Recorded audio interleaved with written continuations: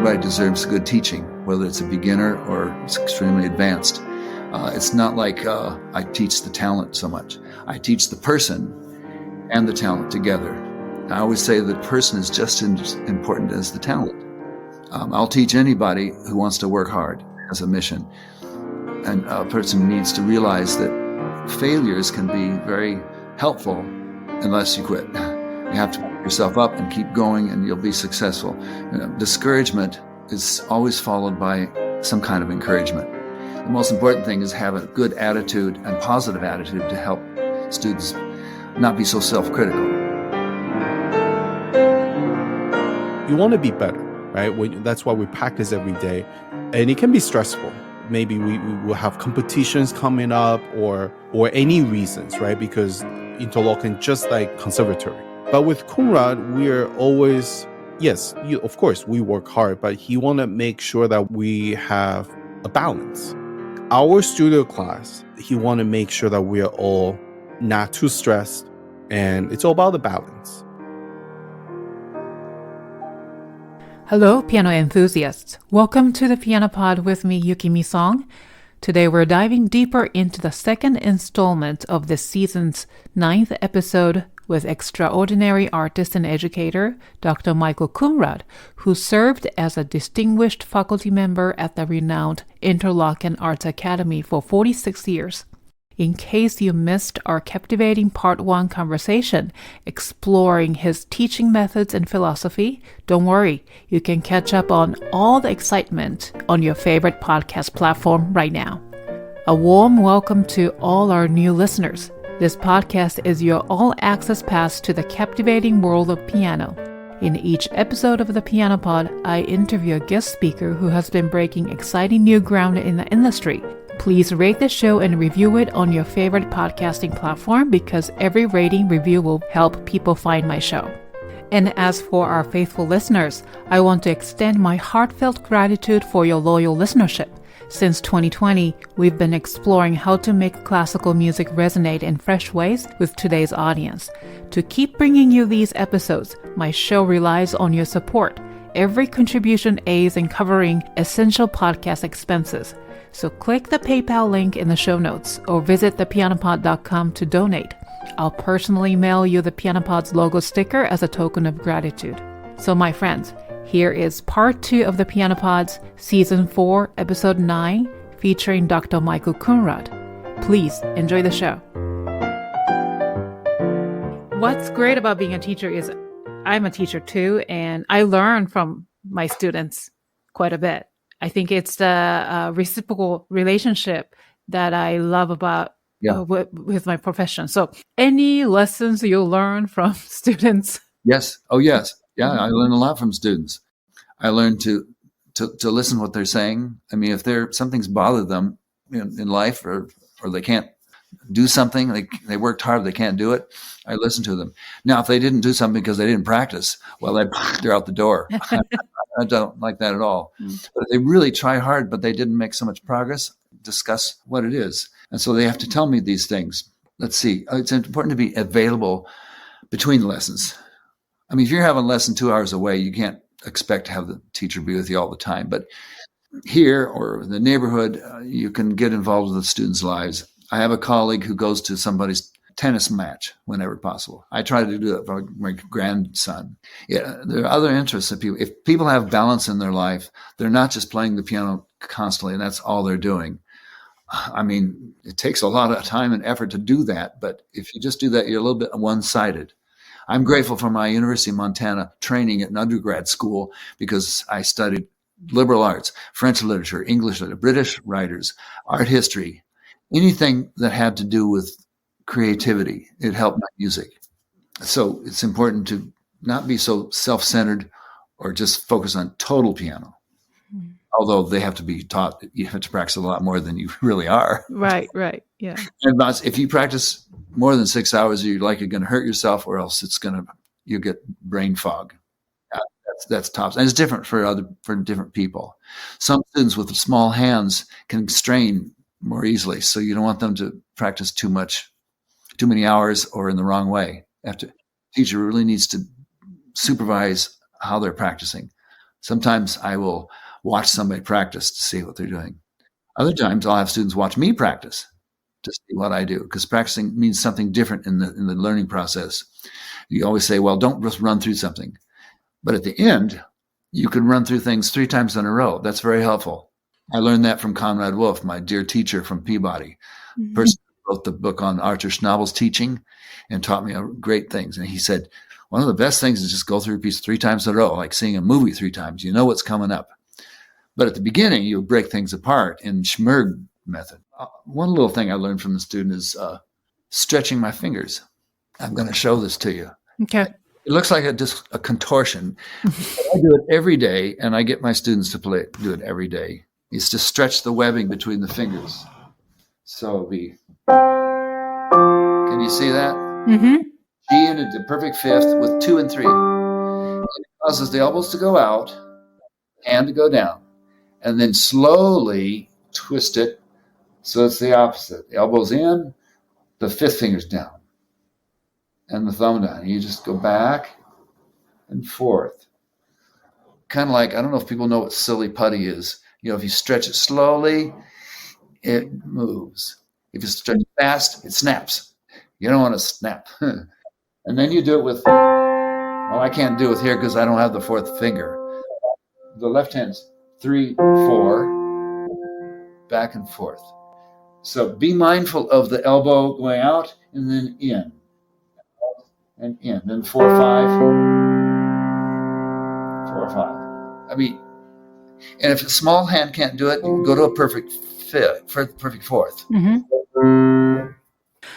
Thank you. With all these practical tips to philosophical topics in terms of teaching. So now let's switch gears and chat about your life as a pianist and recording artist.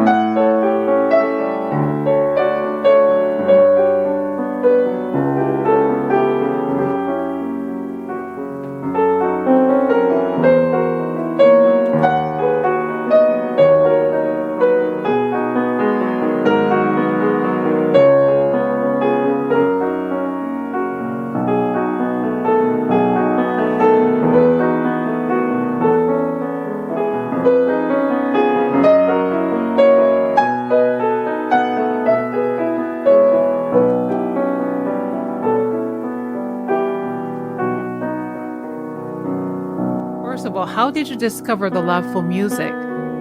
Did you grow up in the musical home? And what was the turning point for a young Michael Coonrod to start developing a passion for becoming a pianist? That's really an interesting subject because I like many things. I was never adamant about playing sports in groups. I like individual sports like tennis and swimming, skiing. But we're talking about age 5 and 6. I remember my parents said, if you're not going to practice, we're not going to give you lessons. Oh, no, I want to play piano.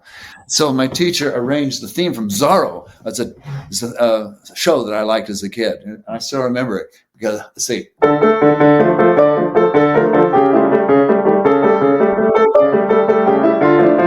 I liked it because you could do this at the end. Yes. That inspired me to practice it a little bit more. Mm-hmm. I mean, I liked nature. I was at that time in Arizona. I was in the frog and toad stage, although in Arizona it was in the snake and lizard stage and scorpion stage. I like critters. I like hiking out in the woods. I've always liked that. And down in Montana, up here where there's a lot of pine trees, I just dearly love being out there and lying in the grass or the pine needles. It's one of my favorite smells is pine needles warmed by the sun and hearing the trees, the wind blowing the leaves in the trees. It sounds a little bit like the whoosh of a pedal when you lift it. So I had cap guns when I was a kid, but I've never wanted to be a hunter just because I had cap guns as a kid. As I said before, it's interesting how the early teenage years, all of a sudden, the fire in the belly starts. For me, I guess I was 10 years old, and I loved the Rachmaninoff C-sharp minor prelude. Everybody knows that, of course. But my teacher said it's too hard. And so I took that as a challenge. And so I went and learned it and memorized it and then played it for the class in school. And so I think that's a lesson for us all to realize if kids have a passion to learn something, we need to listen to that. If it's something that's way beyond them, I think it's wise to say, well, just put that on the piano and we'll do that someday. But here's two pieces that are very much like that. For example, instead of doing Rachmaninoff, you could do Kabalevsky. And try to meet them halfway. Don't be discouraging. Don't be negative. Always be kind of positive. But that piece I was able to do it. And then another experience I remember was being with my grandparents in Missouri. And I went to the small town store and I found a copy of Rachmaninoff's Second Concerto, which everybody loves. And I was just fascinated with it. And I started practicing that incessantly. And then by the time I was a sophomore in high school, I was able to play it with my high school orchestra. And so that was it. Then I started practicing a lot. The senior year in high school, I got up at 5 a.m. and practiced 2 hours before breakfast. And I go to high school, and then I go to the university afterwards and practice 2-3 hours, and then come home, do homework. I wanted to do it. I wanted to get good right away. And my mother would say, you just can't do it overnight. I said, yeah, I want time's a wasting. I'm interested to see how that passion is developed in others, and I usually ask them. It's hard to pinpoint those milestones in my life. Yeah, but everybody has that sort of, moment where, you realize, I better practice more because I like it and I love it. I love the way it makes me feel afterwards. Yes, Yes, but also students will say, I practiced for 3 weeks. I don't feel like I got better at all. And we have to counsel them. We don't see gradual progress. We see all of a sudden they're there. And then all of a sudden we're there. You don't notice it gradually. But also, if you have different goals, yearly goals, monthly goals, weekly goals, daily goals, to say, I'm going to spend 15 minutes on this passage of 4 measures, then you get better. And you don't get better by just running through things. You have to address the issue. And you have to just say, well, what technique is this that we use? Is it rotation? Is it arm? Is it wrist? Yeah. Okay. So where were we? No, it's great. But now, who was your mentor? We are so very lucky if we have at least one person who believed in us. And for me, it was Lucien, a Dutch pianist who was 10 years old when the Germans invaded Rotterdam. And he has really vivid memories of that. I think in his later life, he was a hoarder. If he saw a kerosene lamp that he liked in a garage sale, he'd buy 7 of them. I mean, it had to do with him growing up, and he didn't have food. He didn't have shelter. He didn't have wood for fires. And, can you imagine growing up during that Holocaust? Yeah. It's terrible. But he would tell me, if you can make a few special moments, then you're successful. And so and he said, I'm capable of doing that. So that just stimulates me to believe in what I'm doing. And the other person was Konrad Wolff. I spoke about him earlier, a biographer of Arthur Schnabel. I learned some great things, like the line is the most important. You got to keep a line going because, the sound decays with every note. You have to make sure you keep on going. And there's a way of doing that sometimes makes it just as linear as a violin, a string instrument. But I was playing Schubert B-flat Sonata for the Liszt Society, and he was there, and he had to catch a train. He had a commitment. So he was there for the first movement. And he wrote me a little note, which I still have. And it says, I'm furious I have to leave, but I want you to know you're doing everything right. Wow. And so that made me really love Schubert's music. And Which you have the entire CD dedicated to Schubert. 2 CDs in that, 150 minutes. It's just that music fits my personality. Beethoven's great.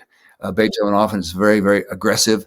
I mean, dramatic. Schubert's dramatic is also, but in a more elegant style, elegant way, except maybe the Wander Fantasy as well.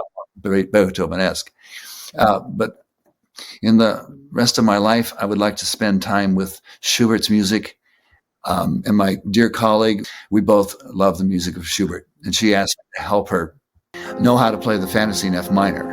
And I wanted to do the Brahms Piano Quintet for 2 pianos. And so we did both those together.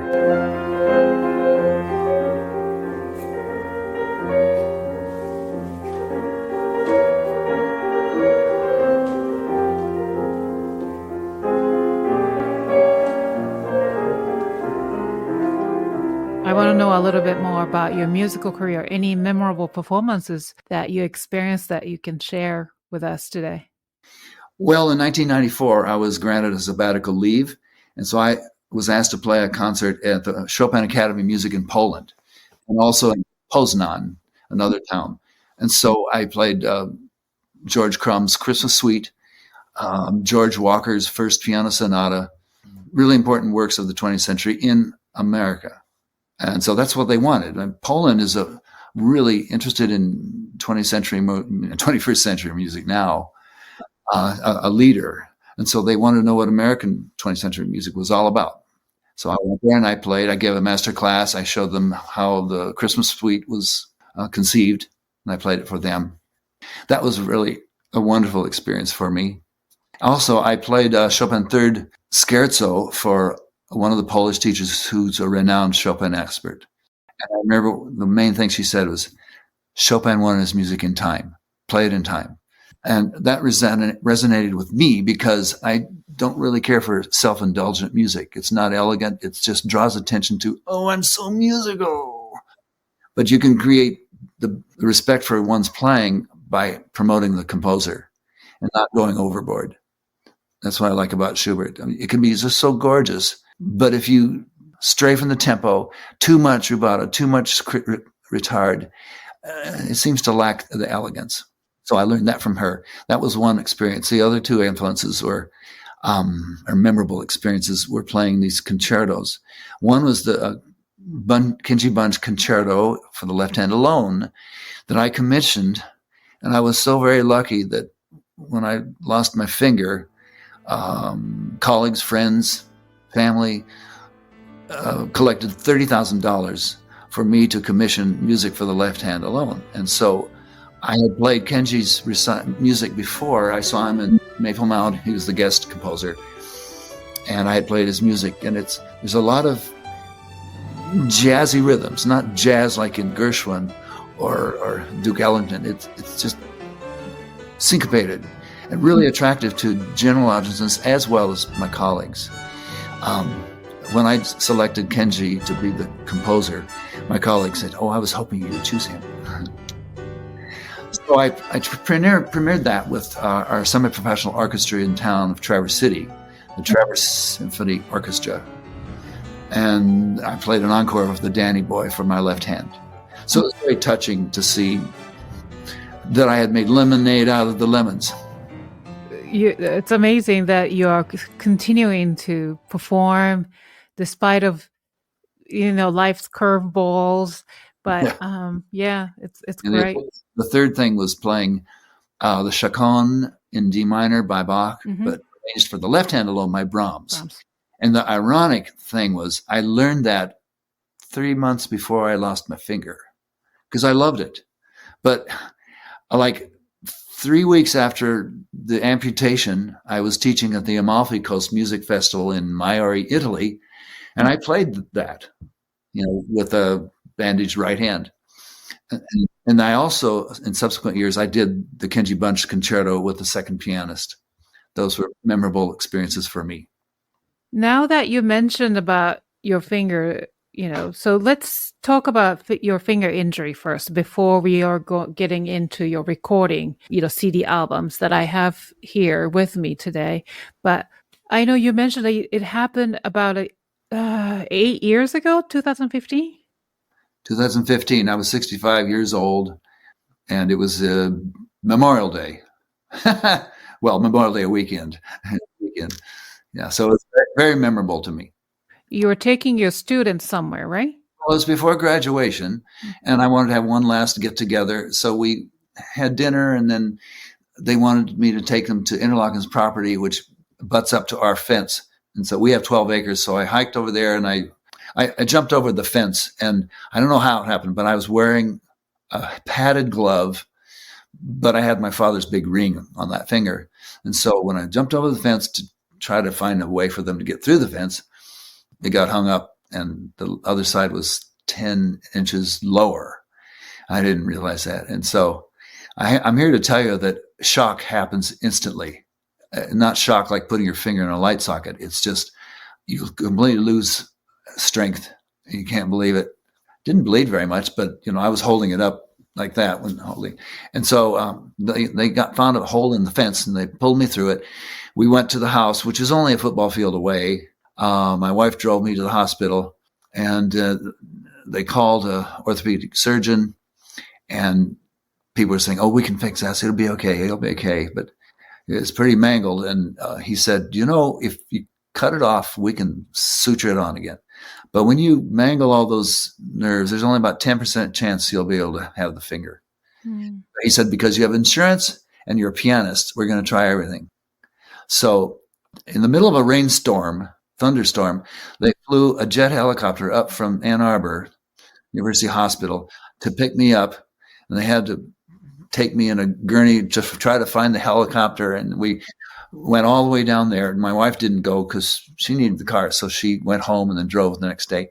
And so they got me there. So within 5 hours of the injury, they did a 3-hour surgery. It was supposed to have been some kind of innovative Chinese experimental surgery.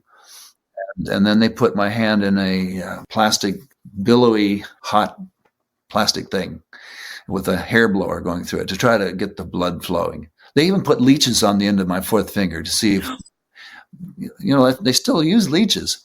Really? Oh my. Yeah. But they didn't sense anything of interest, so it didn't work. So after 3 days, it was obvious that it wasn't working. So I just said, okay, take it off. So I'm really grateful that they took the whole thing, because if it was just half, it kind of hit my way. So there's 2 things I remember instantly. Number one, I'm really grateful it didn't happen to a student. I mean, I've had a career of performing. I have 5 CDs. Well, 4, 1 is 2. And then, I'm 65. I'm 73 now. I've had a good life, but to have it happen as a teenager would be horrible. And the second thing I was grateful for, it was happened with the weakest finger. If I would ever strain my hand, it was always the 4th finger, because the 4th doesn't lift very far. Mm-hmm. My colleague says, you sound better now.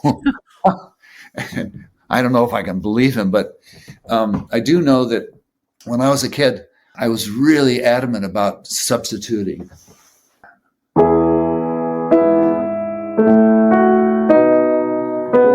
Substituting every finger to make it legato. And I avoided advice against it until finally I realized it's more constricting than just playing the tone. So a good tone can be produced by your finger or a pencil. I don't have a pencil, but it's a matter of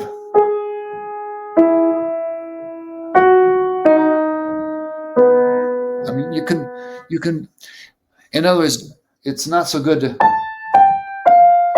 unless you're an organist, you have to do that. But so there's 2 with octaves. It's hard to play 5/4 with octaves. I play 5/3. But if you play 5/5,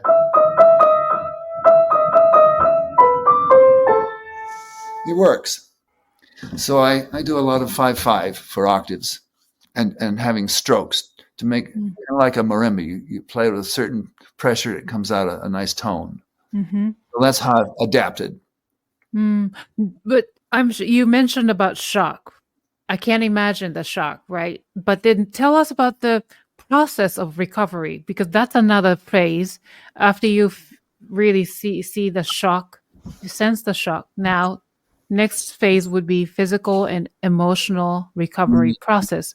And how did you maintain, even through then, how did you maintain your passion for music and stay motivated? Well, I was really lucky that I played the Chaconne of D minor in Maori in the festival. That kept me going, and it was successful, and they liked it. And one Italian man, he came up and he kissed my hand, and they're very, very emotional over there. And so I got a lot of feedback that way. I also realized that my colleagues were building this incredible fund for a left-hand concerto. I mean, these things that happened wouldn't have happened otherwise. So I can't say I'm grateful to lose a finger, but it turned out okay. And I subsequently found out I can play with both hands. Like on the dedication recording, I did that with 9 fingers. And there's 3 left-hand pieces on it, the chaconne, the Scriabin left-hand etude, and my Danny Boy. But everything, like the symphonic etude, the Schumann, I have to confess that I can't play first inversion chords that well. For example, in A major, the first inversion is C sharp, E, A. But you don't want to do 1, 2, 3, 5 because it stretches the hand. It's a strain. I can do that if it's really slow, but ordinarily I just leave it out because that's the note you voice out anyway. Instead of playing, it happens because you got a lot of tonic notes anyway.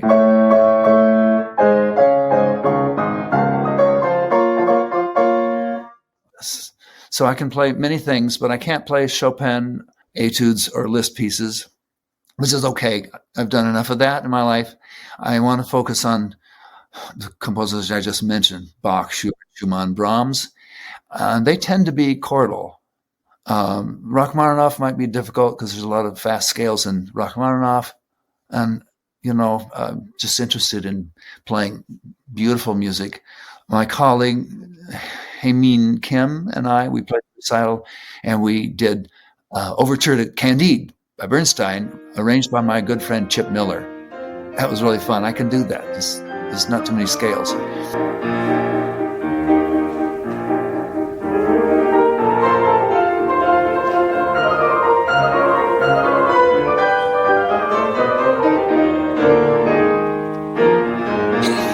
But then we did the Schubert Fantasy in F minor. That has some scales in it, but mostly chords, broken chords. The fugue. I mean, I can do fugues.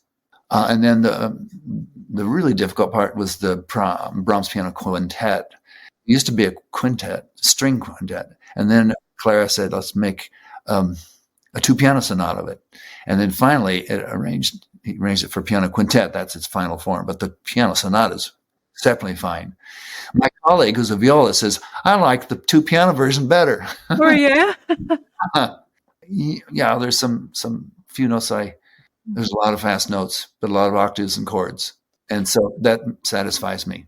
Because I have some balance in my life. In my retirement, for decades, I've wanted to build a diorama of my home city of Missoula, Montana, in the middle of the Rocky Mountains, with a train running all around it. And you're building right now? That's right. So I spent 5 hours a day on that. Mm-hmm. We did that recital. We're going to be doing some more. Play for church choir. I work with the Boy Scouts as an adult leader. That keeps me busy. And for anybody who's retiring, I would give advice: don't retire unless you have a project, something to do. If you want to go back to work doing something else. But I wanted to be retired. They even asked me at Interlochen, could you come back and teach piano lessons for people whose major is something else? And I said, no, I really want to be retired. Oh.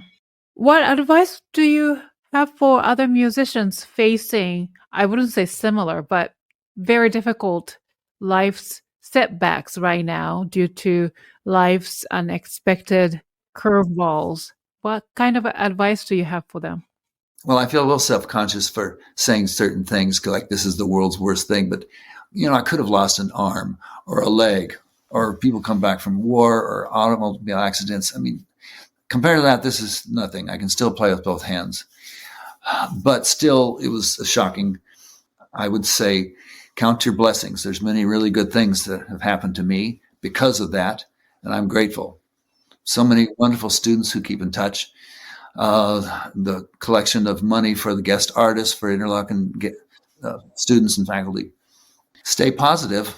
I mean, I'm really lucky. I have a wife of 52 years, 3 wonderful children, 4 grandchildren. I'm really fortunate to have some good things happen to me. Pokey Wang. So we talked about he was the one who introduced me to you, but he was practicing your Danny Boy on the left hand. Yes. And then I remember seeing one video clip that he was practicing on Instagram or something. Anyway, can you tell us about the arrangement? So did you compose or arrange pieces before your injury? Or is there something new? Ironically, about 25 years ago, when I was playing bagpipes as part of my Bagpipes? Really? balancing act, I really love Danny Boy because it's one of the most beautiful songs ever written. And so I arranged it for two hands. It was for a ceilidh, which is a Scottish party. But I lost it. And then all of a sudden this finger thing happened. And I thought, I bet I could do that for left hand alone. And it took me a long time to figure out how I was going to do it, because I wanted to have counterpoint in it as well as the melody. And then the arrangement, I'll send it to you if you're interested. It's not easy. You have to really work hard at voicing, because you have to play the melody like it's a voice, but then you might have the melody.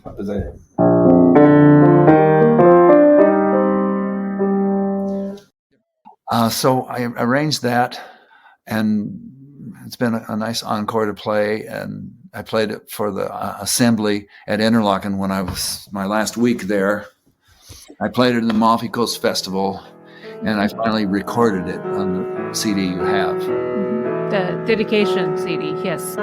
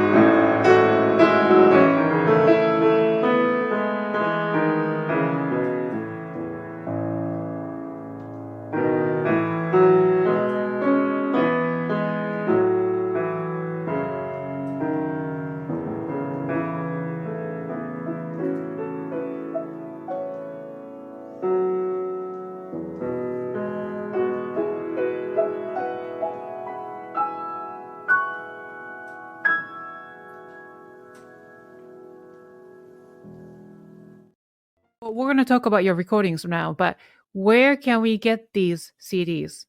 Everything except the dedication is on Spotify or YouTube. And then dedication, if they wanted this CD, should they contact you? Yeah, you can. They can write to me. Email. Coonrod, mm@interlochen.org. Okay. Now I will list that in the description so that my audience can reach out to you and then get the CD. So speaking of CDs, so I have all 5 of them, but actually this has 2 of them inside. So 5 CD albums here with me. I want to particularly know 50th anniversary favorites, and also we talked about dedication, and also the life and the music of Albert James Fillmore. So let's start with 50th anniversary favorites. Okay. Open the cover, the jacket, and show us the picture of my mentor, Lucien Hutt. Yes, which you mentioned about him. I dedicated this with him in mind, a Dutch pianist who studied with Vronsky and Baba in the famous piano duo team. And they had studied with Arthur Schnabel. So I have that connection there too. So now let's talk about the other album titled The Life and Music of Albert James Fillmore. Could you share more about Mr. Fillmore, his background, and your connection with him? Additionally, what inspired you to undertake the production of this particular album? Well, he's a dear friend, about 80 years old, and he had a cottage up here at Crystal Lake, and he would come up to visit. And I knew him in like 1987 when he was composing these preludes for piano. And he wasn't trying to do unique things in contemporary vocabulary. He called it the muse of Chopin. And he just loved the preludes of Chopin and decided to write them in the different keys. And they're short, but they're not insipid at all. They're on wonderful harmonic progressions. Some of them are very difficult, and some of them are good teaching pieces. So it goes from C major to A minor to D major to B minor. My adult students really love them. And so he had a cottage in Owasso where he was born, literally, and he also is professor emeritus at the Center for Creative Studies in Detroit. But he never drove because his father told him, "You're accident prone. You don't drive." What a thing to put on a child. So he was always bumming rides. So we would take him down to Detroit. If I'm in Detroit for a conference, we'd come up and I'd take him to his cottage. So I would sit with him and watch him compose these pieces. And he was somewhat of an Anglophile. He loved William Blake, his poetry, and he wrote songs, lovely songs. And so he passed away after living with us for a while. He was recovering from hip injury, and he was in a nursing home with people who needed extra help. But he didn't need help. His mind was right there. So my wife took care of him for half a year before he went down to Detroit. She did. Yeah, he developed a staph infection in his hip, and they couldn't, he broke his hip, but he had a staph infection. They couldn't operate until they got rid of the staph infection. He never did, so he passed away from that.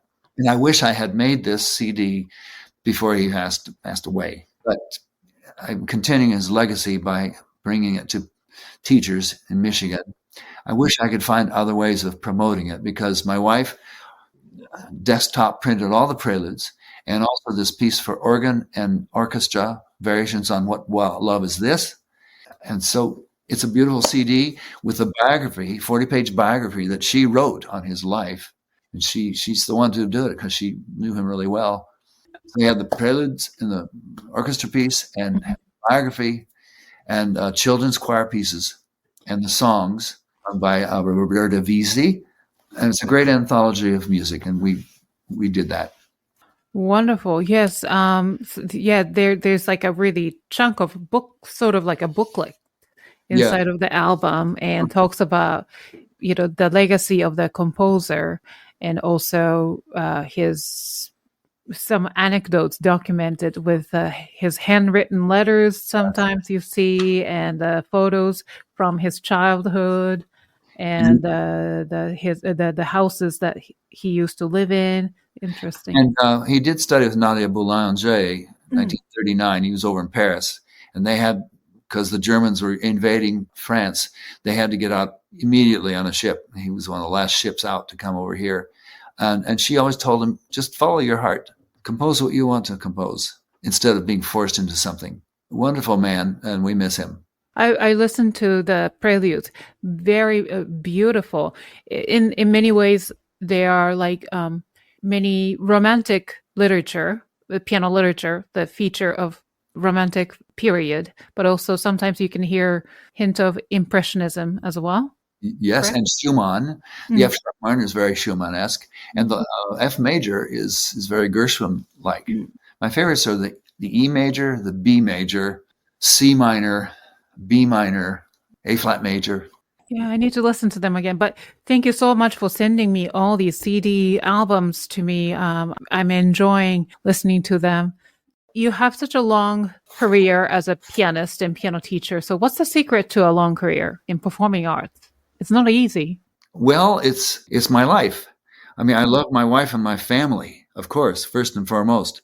But my reason for being is to play the piano and to share that with students and performances, of course. And so I've known that ever since I guess I said I had the passion when I was 13 or 14.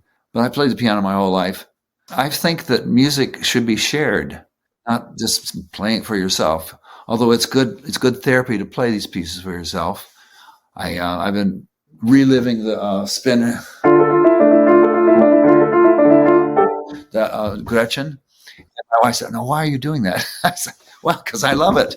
I don't need to perform it anywhere, but I would like to share it with people." So human interaction is really important to me when I give a concert. Just like I tend to not like receptions because you can't talk to one person for any length of time. I like one-on-one visiting. I guess I've done it my whole life, and I feel it's part of my heart, and I enjoy getting to know the composers and seeing what's maybe in their heart. That's why I like teaching piano literature, because I did it from the point of view of the composer, showing the students how it was written, how they must have been thinking structurally, harmonically. They just don't wake up and do this great piece. Right. They do rules, and that don't sound like rules, that sound creative. If you analyze things, you know what's going on. Now, this question is for you as a music educator, a piano teacher. So how has music education evolved throughout your teaching career, and what are the most significant changes you've observed? The obvious things is the technology, the recording, and the cell phones. When I was a high school student, the present my parents gave me was a portable tape recorder. It was this big, and it was reel to reel, and I used it a lot. It was portable. It was heavy and awkward, but I used it into graduate school, and it was very, very helpful. Nowadays, you put higher quality in your pocket, of course.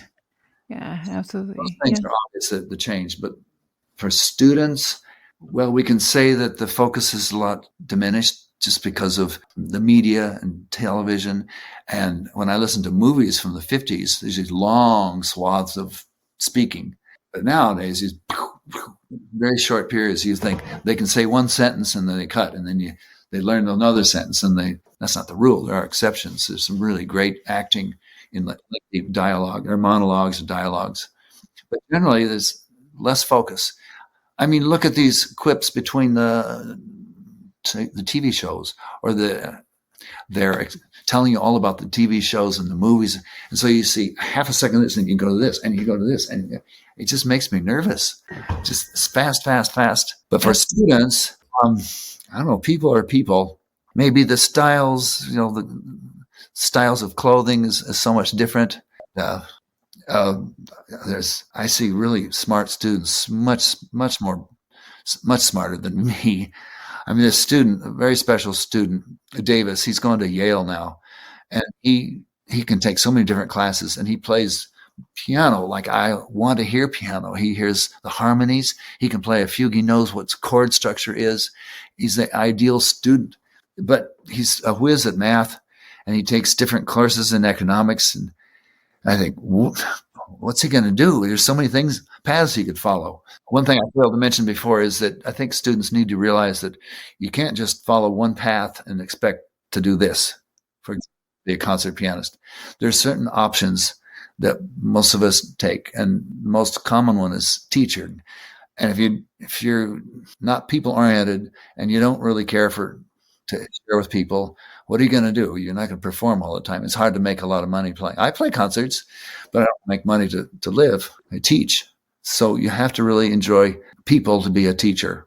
So I can't tell the difference, so much a difference in people. People are people. I mean, the language, the foul language is everywhere in music, and even Interlochen, we just try to dissuade that. I don't hear it so much, but when you're in public, you hear these words that are offensive to me all the time. In that regard, I'm kind of old-fashioned. So how relevant is classical training in this very fast-paced society? I think that it can really encourage longer attention spans and more focus and more dwelling on sensitivity. I mean, the ancient Greeks used to have music therapy. Some persons just all they did was sports and triathlons, and football players and coaches today are just strong. That's their reason for being. You need to balance that out with things that are more gracious and sensitive. Dance, music, art. You need to have, here's that word again, balance. It's important. It's so easy to be just doing piano. That's all I'm doing in my life. My balance is getting out in the woods and hiking and camping and canoeing. It's mostly music, but I balance it with many other things too. And then the Greeks, they knew the value of therapy. That can't be one-sided. I'm hoping that could be a motto for kids these days. That's why I say balance is really important.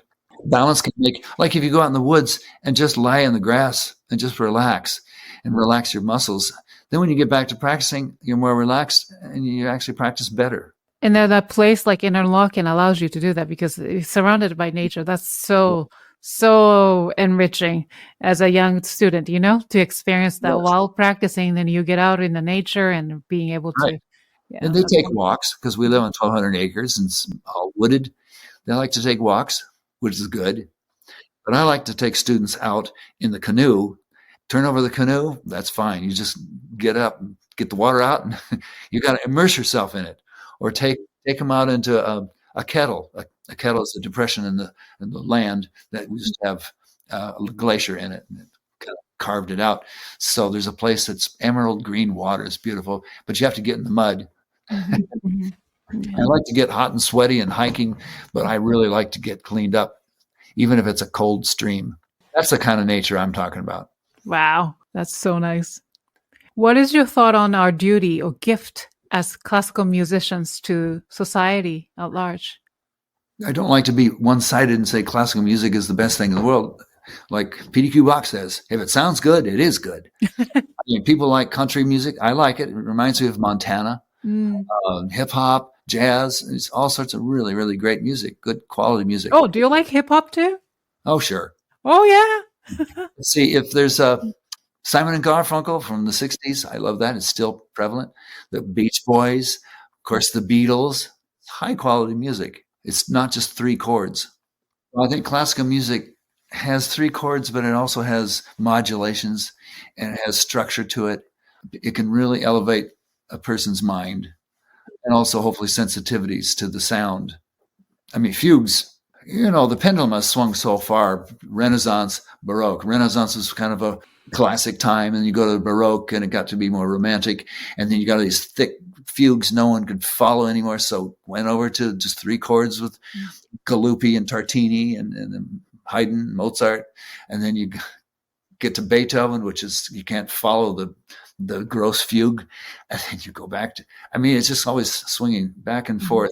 Mm-hmm. There's all different kinds of classical music, but of course PDQ Bach said music was once new.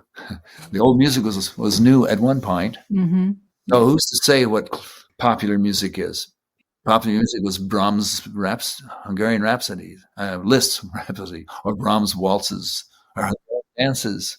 That was a hard question to answer in grad school. What is popular music?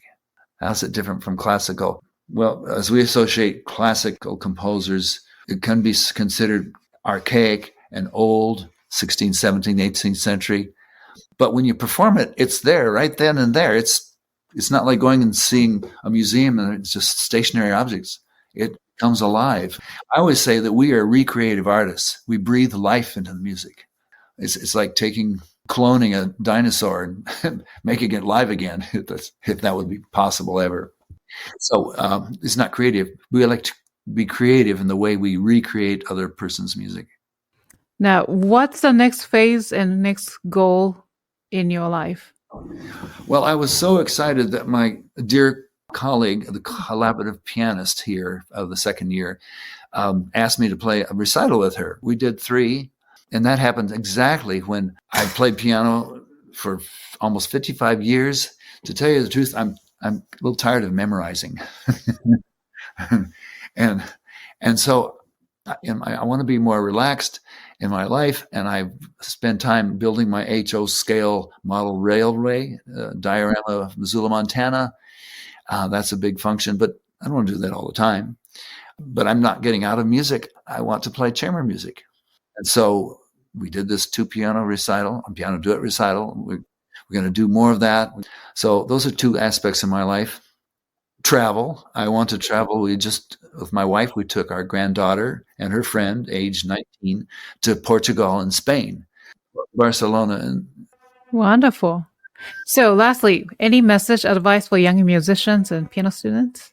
Try not to be so concerned with yourself, what you're going to do, because along the way you're missing out with meeting friends and having a balance in your life and going skiing or doing other things that are more social. I see some students who it's phenomenally talented, but they don't know how to relate to other people. And I think, what kind of life are they going to have? They're going to have to learn that it's not just all about me, me, me, me. So be careful with that. Have a positive attitude. Count the blessings you have, the good things in life. There'll always be trouble things, and you have to downplay that. My colleague, who's no longer living, said, accept the negative, dwell on the positive. Absolutely. Wow. Thank you so much for this fun, inspiring, what a rich conversation we had, Dr. Konrad. You're such a wonderful, wonderful host. And it was just really a pleasure getting to know you and answering the questions. Same here. But before I let you go, we have one more thing to do. It's called the Piano Pod's Rapid Fire Questions. So this is the part of the show where I get to ask fun questions to each guest. Now, here's a little twist. As silly as these questions may sound, your answers may reveal who you truly are. So, I'm sure. Or not, please answer them with the shortest responses as possible. No explanation is necessary. Wish me luck. Okay, yes. So let's start with easy ones. Level 1. What is your comfort food? Italian. Lasagna. How do you like your coffee? I'm allergic to it. Oh, to coffee? Caffeine. Really? Oh, wow. Okay. It's my headache. Okay. So what do you drink in the morning? Water. Water? Sounds great. Cats or dogs? Dogs. Sunrise or sunset? Sunset, particularly dusk. Oh, beautiful. Summer or winter? Spring. No. Okay, summer. Paper book or ebook? Paper. Level 2. What skill have you always wanted to learn but haven't had the chance to? Build a model railway. Okay. Which you're doing right now. Yes. What is your word or words to live by? Balance in your life. What is the most important quality you look for in other people? Genuineness, sincerity. Name 3 people who inspire you, living or dead. Lucien Hutt, David Holland, Konrad Wolff. Name 1 piece in your current playlist. Schubert B-flat Sonata. Level 3. What do you believe in the key to a fulfilling life? Listen to my wife. Good answer. The last question. Please fill in the blank. Music is blank. Human interaction. Beautiful. Thank you. So that concludes this episode of the Piano Pod. Thank you, Dr. Coonrod. What fun this was. For joining my show today and sharing your stories, insights, and expertise. So for listeners, if you want to find out more about Dr. Konrad and his incredible work and legacy, please reach out to him via email at Conrad@interlochen.org, right? Yes. Okay. And I will list that information in the description. You can listen to his recordings on all major music streaming services, Spotify and YouTube and so forth. And thank you to my wonderful audiences and fans for tuning in today. If you enjoyed today's episode, please rate and review it on whatever podcasting platform you use. Remember to hit the thumbs up button and subscribe to my YouTube channel. And follow the Piano Pod on social media to get the latest piano news via Facebook, Twitter, Instagram, and LinkedIn. I will see you for the next episode of the Piano Pod. Bye, everyone. Bye, Dr. Konrad. Thank you so much.